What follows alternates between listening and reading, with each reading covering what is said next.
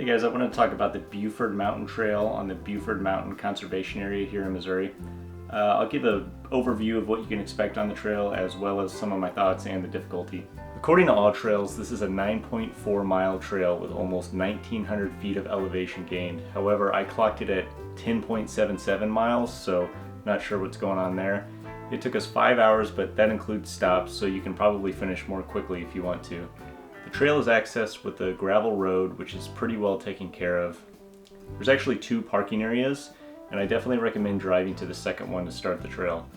The first part of the trail is probably the most difficult part. At about a mile long, it is extremely rocky, and you gain over 500 feet of elevation. My wife and I, although relatively fit, are far from experienced hikers or athletes, and we were a little worried in the morning when we started hiking up this giant hill, but I would say after finishing this hike, if you can make it through the first stretch, then you'll be able to hike the entire thing. You'll want good boots as the rocks are large and loose, and this type of terrain will show up throughout the entire trail. Once you get up towards the first peak, you'll begin to see some rocky glades. This is definitely a defining feature of this hike and one of the ecosystems that's unique to this area. If you're familiar with elephant rocks nearby, you'll know what I'm talking about. These glades are pretty neat with large, smooth stones covered in moss that you can walk around on. There's some good views at these areas too, as they're generally clear of trees, but be aware it can be hot in the sun. Another note on that, bring plenty of water. We started our hike at around 6 a.m. on a day with a high of 94 degrees Fahrenheit. We brought 3 liters of water each, and it was just enough. I ran out literally as we finished the hike.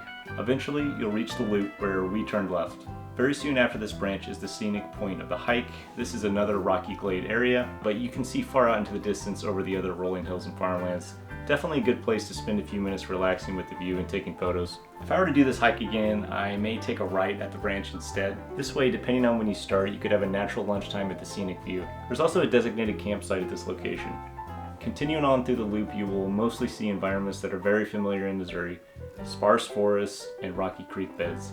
If you like these 2 things, you'll be very happy on this hike, and I will say that although these are pretty much mundane areas, this hike is prettier than a lot of places in Missouri, and we'll take what we can get here. There are many stretches of the trail that are pretty overgrown or have trees across the path. The grass was constantly close to knee height. I also didn't see very many trail markers, though they are present. Despite this, the trail is very easy to follow, and the only time we accidentally wandered off by continuing to follow the creek bed, we immediately noticed and walked right back on the trail. If you use a trail app, you'll definitely be fine. On the back half of the loop, there is another pretty strenuous uphill walk. However, it is not nearly as rocky as the beginning. After joining back up with the first part of the path, you'll cross the first peak again and walk downhill.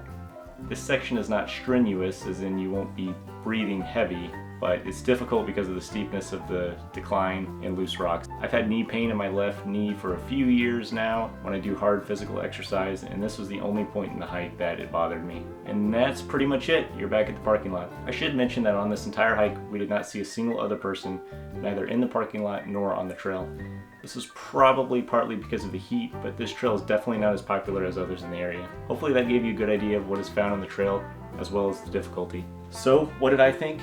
This is certainly one of the better trails in Missouri, and if you're looking for a moderately challenging 10-mile hike, I'm not sure you can do much better than this. There are singular sites that are better in Missouri, such as Elephant Rocks or Hahatonka, but this hike stayed consistently pretty throughout, with at least one great view in the middle. I rated it 4 stars, and I think that's an accurate rating of the hike and day that we had. Now, this would not be a 4-star hike in Colorado, but I think it is for Missouri. Hopefully you got some good information from this video, and let me know if you have any questions or experiences of your own with this trail.